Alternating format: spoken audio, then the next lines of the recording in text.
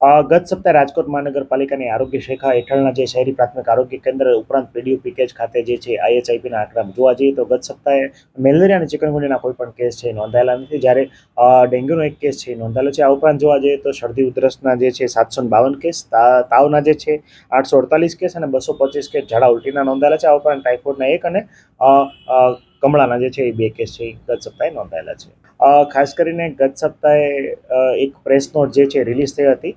એ press નોટના માધ્યમથી જણાવવા માંગુ છું કે આપણે રાજકોટ મહાનગરપાલિકાની આરોગ્ય શાખા છે દર સપ્તાહે જે રેસિડન્ટ ક્લોરિન ટેસ્ટ જે છે એ રેસિડન્ટ ક્લોરિન ટેસ્ટ અંતર્ગત પાણીની અંદર છેવાડાના નાગરિકના ઘર સુધી જે પાણી પહોંચે છે એની અંદર જે ક્લોરિનની માત્રા જે હોય એનું ટેસ્ટિંગ અમારા મલ્ટીપર્પઝ હેલ્થ વર્કર આરોગ્ય કર્મચારી દ્વારા કરવામાં આવે છે. આ ઉપરાંત આ સેમ પ્રકારની કામગીરી જે અમારા કેમિસ્ટ જે છે વોટર વર્ક શાખાના એના દ્વારા પણ કરવામાં આવે છે.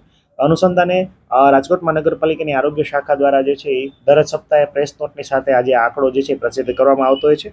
એ પણ જોવા કે આ સપ્તાહે પણ 1046 જેટલા રેસિડ્યુઅલ ક્લોરિન ટેસ્ટ કરવામાં આવે છે અને ઘણી વખત જે છે કન્ટામિનેશનને કારણે રેસિડ્યુઅલ ક્લોરિન ટેસ્ટ એટલે ક્લોરિન ગેસની હાજરી છે એ ઓછી જે છે 0.5 ppm થી 0.2 ppm જેટલી હોવી જોઈએ એની કરતાં ઘણી વખત 0.2 ppm કરતાં ઓછી માલુમ પડે છે. તો એનું અનુસંધાને જે છે આંકડા હતા એના અનુસંધાને પ્રેસ નોટ પ્રસિદ્ધ કરવામાં આવી હતી.